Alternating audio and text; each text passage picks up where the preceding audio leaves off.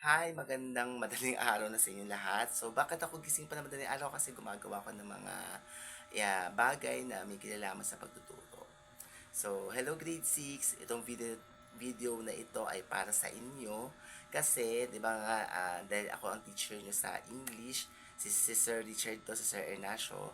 So, yung last lesson natin tungkol sa figurative language. Share ko na sa inyo nung kabataan ko dati ang alam namin diyan figurative speech. So, binago na sa ang term ngayon figurative language kasi nagbabago ang edukasyon. So, yun. So tatandaan niyo mga grade 6 hindi na tayong nung edukasyon ng bata kami, ayun ang tinuturo, syempre sa future iba na.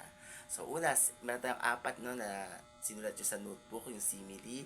So ano yung simile? Compares two different things using connecting words. So ano yung mga signal words yan? Yung like, yung as, yung then, at resembles. Mas okay na no kumpara sa pilo kasi book ako nagbabasa.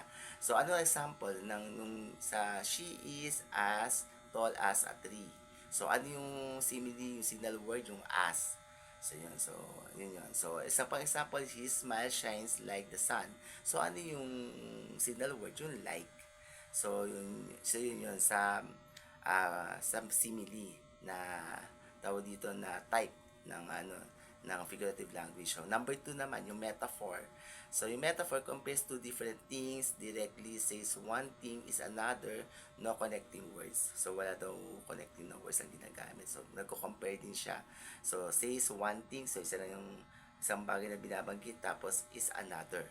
So, sa ibang naman, sa thing naman, kasi diba may another thing din. So, ano yung mga yan, yung mga signal words? Is, are, was, where. So, ano yung example? Time is gold.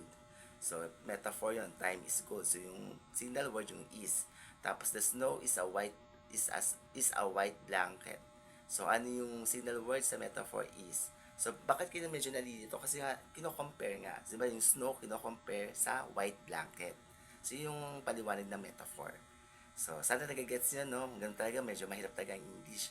Okay, number 3, personification. So, gives human qualities, kaya from the word persona, feelings or actions to non-living objects, animals, or ideas.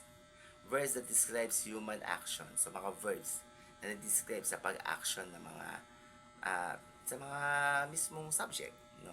So, halimbawa, the wind whispered through the trees. So, ano siya, yung whispered, yun yung verb. So, ah, dinidescribe niya yung whisper ng wind sa trees, sa pamamagitan through the trees. So, yun. So, isa pa example, the flowers dance in the garden. So, ano yung verb dyan, the signal word, yung dance, tapos, yung flowers, parang tawag dito, binibigyan niya ng sabi dito, yung quality. So, ano ba yung ginagawa ng flower dance in the garden. So, yun yun. So, ibig sabihin, dinidescribe yung action mismo ng flowers sa garden. So, yun. So, hyperbole.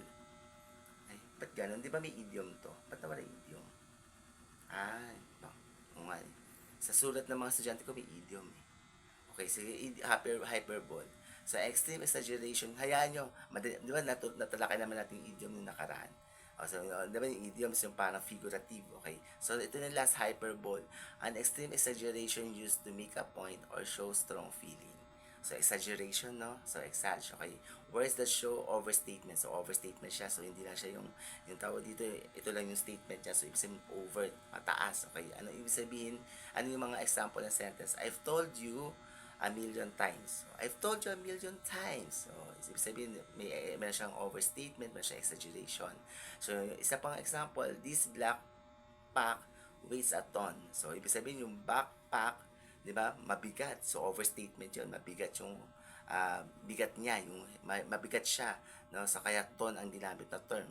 So, yun, overstatement yun. So, yun yung hyperbole. Actually, may idiom dito. Ba't nawala yung idiom? Kasi, minsan kasi, inayos ko kasi to. Sinesearch ko to sa online, o sa mga AI. Pero alam ko, meron tong idiom. Basta alam niyo naman yung idiom, di ba, natalakay din natin to nung nakaraan. Ayun, meron pa pala dito. Ayan. Ayan. Ayan, may idiom. Dalawa pala siya na lesson plan. So, sasama na natin si idiom. A common phrase whose fixed phrases meaning is different from literal words. So, ibig sabihin, tawag dito, yung meaning niya ay iba sa mismong literal na salita na ginagamit sa sentence. So, halimbawa, it's raining cats and dogs. So, raining very hard. So, yung ibig sabihin, yung raining cats and dogs, so, ibig sabihin, umuulan ng mabigat. So, keep an eye on the bag. So, ibig sabihin, hindi naman yung ay ang ginagamit, panonoorin mo siya carefully na maingay. So, doon natatapos ang ating lesson sa figurative language and that is speech nga ng panahon namin. So, ngayon figurative language na siya. So, I hope may natutunan kayo sa aking video. So, kung may mga katanungan kayo, pwede nyo naman tanungin sa akin sa klase. At alam niyo naman na magkakaroon na tayo ng mastery test na in-announce sa amin ng meeting. So, I hope, yun nga, kung sa quiz pumapasa naman kayo. So, may chance ako na nung diagnostic test, di ba, pumasa naman kayo lahat. So, sa mastery, I hope papasa kayo. So, I love you all. Ingat kayo mga bata. Happy weekends. Grade 6. Thank you.